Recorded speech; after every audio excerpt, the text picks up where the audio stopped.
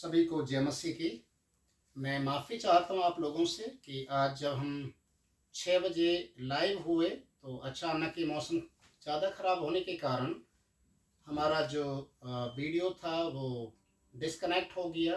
कारण नेटवर्क का इशू हो गया। पर हम इसीलिए आज जो हमारा मैसेज था उसको हम दोबारा से रिकॉर्ड कर रहे हैं और लाइव कर रहे हैं ताकि आप लोग इस वचन को सुने कि आज की मन्ना क्या है परमेश्वर की ओर से। तो हम लोग इस समय प्रकाश वाक्य की किताब उसका 3 अध्याय उसके 20 पद को हम देखेंगे। जो आज हम सुन रहे थे इसी वचन को हम जारी रखेंगे। और यहाँ पर लिखा है प्रकाश वाक्य 3 अध्याय उसका 20 पद, प्रभु यीशु मसीह ने कहा, देख मैं द्वार पर खड़ा हुआ खटखटाता हूँ। प्रभु यीशु मसीह कहते हैं कि देख मैं द्वार पर खड़ा हुआ खटखटाता हूँ, यदि कोई मेरा शब्द सुनकर द्वार खोलेगा तो मैं उसके पास भीतर आकर उसके साथ भोजन करूंगा और वह मेरे साथ। आज का वचन इस बात को सिखाता है कि प्रभु यीशु मसीह हमारे साथ जो एक रिश्ते को रखना चाहते हैं वो है एक पारिवारिक रिश्ता, एक ऐसा रिश्ता जो हमेशा हमारे साथ मिलकर वो चलना चाहता है। और वचन में लिखा है कि वो हमें आवाज़ देता है, वो चाहता है कि हम अपने दिल के द्वार को खोलें, वो चाहता है कि हम अपने अंदर में अपने जीवन के अंदर यीशु मसीह को आने दें। इसलिए लिखा है कि वो द्वार पर खड़ा हुआ है। एक समझने वाली बात, एक सोचने वाली बात है, यदि प्रभु यीशु मसीह कहते हैं कि मैं द्वार पर खड़ा हुआ हूं और द्वार को खटखटा रहे हैं और द्वार अंदर से बंद है, तो ये द्वार बंद किसने किया है? एक बहुत बड़ा प्रश्न है। द्वार बंद किसने किया है?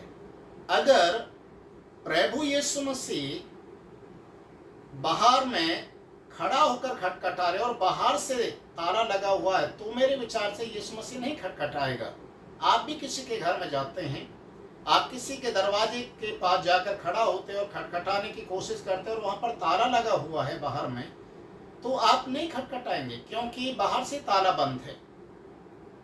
फिर भी अगर आप दरवाजा खटखटाते तो आप पागल या मूर्ख कहलाएंगे, क्योंकि देखने वाले लोग बोलेंगे कि ये अंधा व्यक्ति है, क्या इसको दिखाई नहीं दे रहा है, इतना बड़ा ताला लटका हुआ है फिर भी दरवाजे को खटखटा रहे हैं। अगर बाहर में ताला नहीं है, कुंडी नहीं लगी हुई है और अंदर से दरवाजा बंद है, तो इसका मतलब अंदर में तो कोई तो बैठा हुआ है जो द्वार को बंद करके छुपकर बैठा हुआ है और नहीं चाहता कि कोई और इस द्वार के अंदर में प्रवेश करे, इस घर के अंदर प्रवेश करे। अजीजो, ये क्या है जो अंदर में बैठा हुआ है और अंदर से दरवाजे को बंद कर दिया है? हमारे अंदर में डर और भय को पैदा कर दिया है कि हम द्वार को ना खोलें किसी के लिए। उत्पत्ति की किताब उसका 4 अध्याय जो आप पढ़ेंगे तो वहां पर 7वें पद में लिखा है, उत्पत्ति 4:7 में, प्रभु परमेश्वर कैन से जो आदम का सबसे बड़ा बेटा था उससे बातचीत किया और उससे बोला कि देख यदि तू भला करे तो क्या तेरी भेंट स्वीकार नहीं की जाएगी?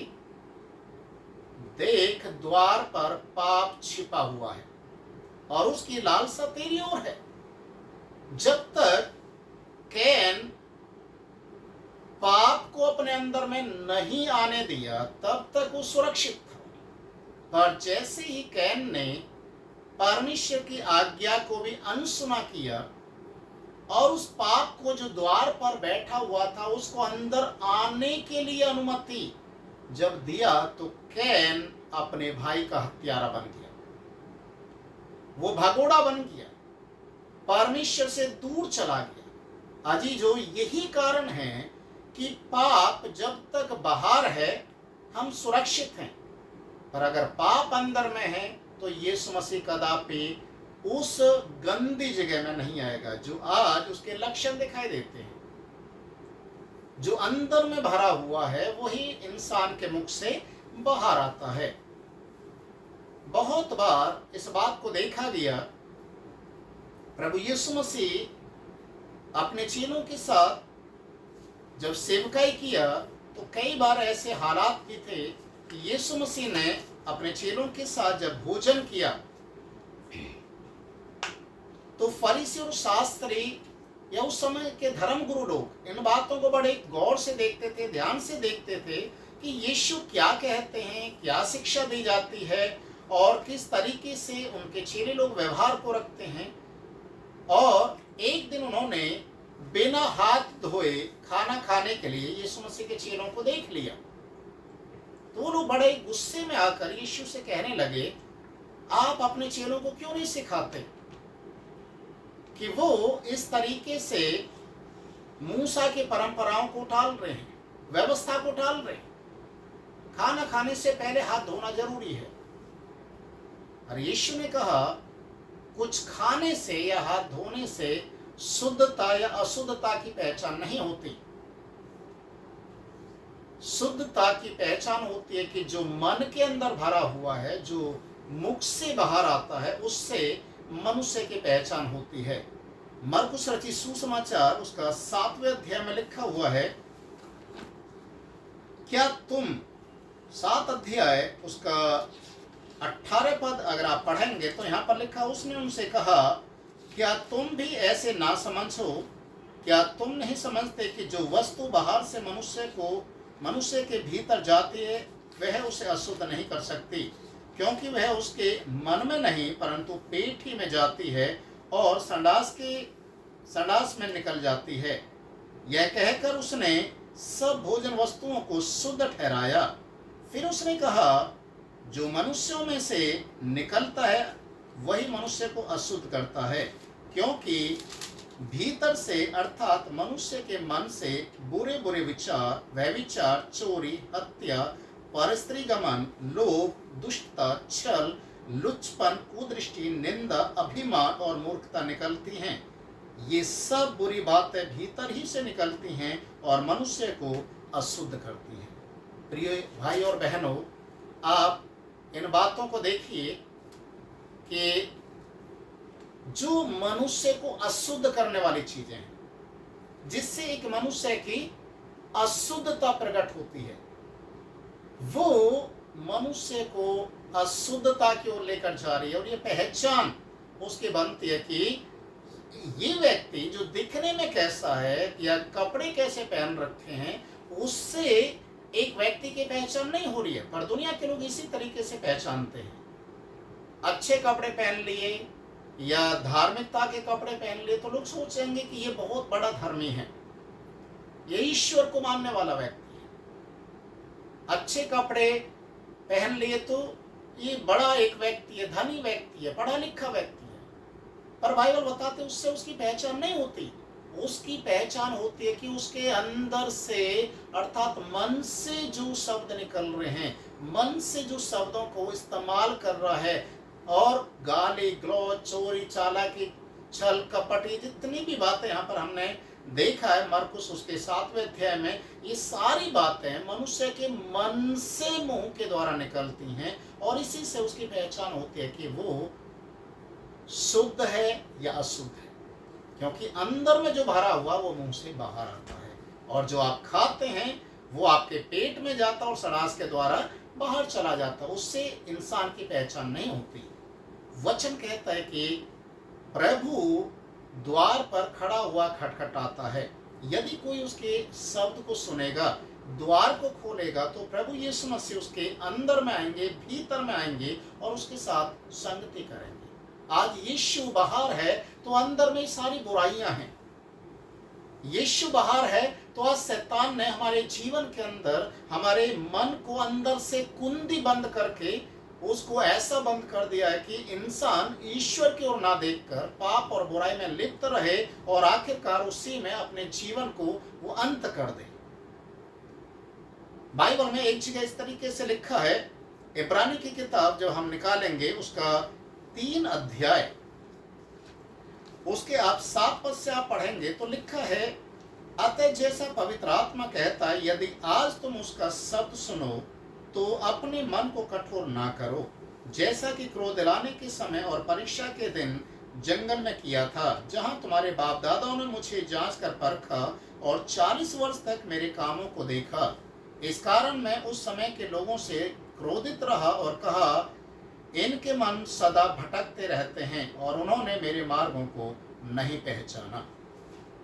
अजी जो यहाँ पर लिखा है, जैसे 40 सालों तक परमेश्वर इजरायली लोगों के साथ रहा, जंगल में उनकी देखरेख किया, 40 सालों तक उनके तन से कपड़े नहीं फटने दिए, पैरों से जूते नहीं फटे, तन से कपड़े नहीं फटे, हर दिन का भोजन परमेश्वर ने दिया, जल और भोजन देकर उनकी तृप्ति की, दुश्मनों से बचाया, फिर भी इजरायली लोगों का मन कठोर था। देखिए, उनका मन हमेशा भटकते रहा था और इसी कारण परमेश्वर कहता है कि तुम्हारे बाप दादाओं का जो मन था वैसा ही तुम्हारा मन है। आज बहुत सारे मसीह लोग प्रभु को अपने जीवन से बाहर कर चुके हैं। बोलने के लिए वो अपने आप को कहते हैं हम मसीह हैं, नाम भी उनका क्रिश्चियन है, अच्छे अच्छे नाम रखते हैं बाइबल के अनुसार, पर जीवन देखिए उनका शैतान से भरा हुआ है, दुष्ट आत्माओं से भरा हुआ है। बुरे काम करने में वो लजाते नहीं है, पाप करने से वो रुकते नहीं है। वचन कहता है प्रभु द्वार पर खड़ा हुआ खटखटाता है। इब्रानियों को लिखने वाला कहता है कि यदि आज तुम उसका शब्द सुनो, आत्मा की आवाज को सुनो, तो द्वार को बंद मत करो, खोलो, अंगीकार करो, अपनी गलतियों को स्वीकार करो। पाप को स्वीकार करेंगे, गलती को अंगीकार करेंगे तो निश्चय जाने कि वो आपको क्षमा भी करेगा, आपके अंदर में आएगा और आपके अंदर जितने भी दुष्ट आत्माओं के जो कार्य हैं, दुष्ट आत्माएं गंदे स्वभाव के रूप में आपके शरीर में बीमारी के रूप में जो बैठ चुकी हैं, उन्हें यीशु निकाल कर बाहर करेगा। यीशु को आने दें। इसलिए वो कहता मेरी आवाज को सुनो, जो कोई मेरी आवाज को सुनेगा मैं उसके अंदर आऊंगा, भीतर आकर उसके साथ वास करूंगा। अजीजो, आज यीशु आपको पुकारता है, आज यीशु आपके दिल के द्वार पर खड़ा होकर खटखटा रहा है, आप उसकी आवाज को सुने। पौलुस कहता है 1 कुरिन्थियों 3 अध्याय उसके 16 पद में, क्या तुम नहीं जानते तुम परमेश्वर के मंदिर हो, परमेश्वर का आत्मा तुम में वास करता है। आज प्रभु का आत्मा आपके अंदर आना चाहता है, प्रभु यीशु मसीह आपके अंदर आना चाहता है। जब यीशु को आप अपने अंदर आने देंगे तो वो आपके जीवन के अंदर शुद्धता को लेकर आएगा, पवित्रता को लेकर आएगा और वो धीरे धीरे आपके जीवन से उन सारे पाप श्राप के बंधनों से आपको आजाद करेगा और आपको परमेश्वर के नजदीक आने के लिए पवित्रता और धार्मिकता के साथ खड़ा करेगा, ताकि प्रभु का मंदिर आप बन जाए। अजीजो, आज परमेश्वर का वचन साफ शब्दों में कहता है, उसकी आवाज को सुने। वो आपके द्वार पर खड़ा हुआ है, वो खटखटा रहा है, द्वार को खोलें। शैतान लाख कोशिश करे आपके द्वार को बंद रखने के लिए, आपको बार बार डराए, फिर भी मन के द्वार को खोलें, यीशु को अंगीकार करें, वो आपके साथ रहेगा, आपके अंदर में आना चाहता है, आपके घर में आना चाहता है, आपके साथ संगति करना चाहता है। तो इसलिए आज सुबह हम प्रभु यीशु मसीह को समय दें, उसको आने दें, ताकि वो हमारे जीवन के अंदर एक शुद्धताई, एक पवित्रताई और एक धार्मिकता की लिबास को हमें पहनाए और हमें परमेश्वर अपने नजदीक आने दें। प्रभु इस वचन के द्वारा आपको आशीष दे। आइए प्रार्थना करें। पवित्र महान परमेश्वर, हम प्रार्थना करते हैं जितने भी लोग हमारे साथ जुड़े हैं, आज जो किसी कारण से नेटवर्क का इशू होने के कारण प्रभु हमारा जो लाइव जो खराब हुआ, हमने दोबारा से इस वीडियो को बनाया है। मैं चाहता हूँ इस वीडियो को ज़्यादा से ज़्यादा लोग देखें, वचन को सुने और अपने दिल के द्वार को खोलें यीशु के नाम में, ताकि यीशु प्रभु आप उनके मन के अंदर आकर उन्हें पवित्र बनाएं, शुद्ध करें और सारी अशुद्धता की बातें, बुरी बातें, गंदी बातें उनके जीवन से दूर की जाएं। प्रभु हम चाहते, जैसे पौलुस कहता है कि हम प्रभु के मंदिर हैं। हाँ परमेश्वर, हम चाहते हैं आप हमारे अंदर आएंगे तो हम आपके मंदिर बन जाएंगे। प्रभु यीशु के नाम से इस वचन को सुनने वाले हर एक व्यक्ति को तू आशीष कर, अनुग्रह कर, महिमा तुझे मिले। तेरी दया, तेरी करुणा को हम चाहते हैं। आशीष के हाथ को बढ़ाने प्लस कर, यीशु के नाम में दुआ को मांगते हैं, आमीन। अब हमारे पिता परमेश्वर का प्रेम, प्रभु यीशु का अनुग्रह, पवित्र आत्मा की सहभागिता, संगति हमारे साथ और जितने भी लोग आज जो जुड़े थे और जुड़ेंगे और जुड़ रहे हैं, प्रभु उन सभी को आप आशीषित करें। तेरा अनुग्रह, तेरा आशीष चाहते हैं। धन्यवाद के साथ हालेलुया आपके चरणों में लेकर आते हैं। हमारे पिता परमेश्वर का प्रेम, प्रभु यीशु का अनुग्रह, पवित्र आत्मा की सहभागिता हम सभी के साथ यीशु के दूसरा आगमन तक सदा लोग होती रहे। आमीन। आमीन। सभी को जय मसीह की। आप हमारे साथ सुबह के समय जुड़ें। अगर कोई नेटवर्क इशू जैसे आज हुआ वैसे दोबारा होगा तो हम कोशिश करेंगे वीडियो को दोबारा बनाने के लिए, ताकि कम से कम जो आज की रोटी है, जो वचन के रूप में परमेश्वर हमें देता है, वो आपके पास पहुंचाई जाए।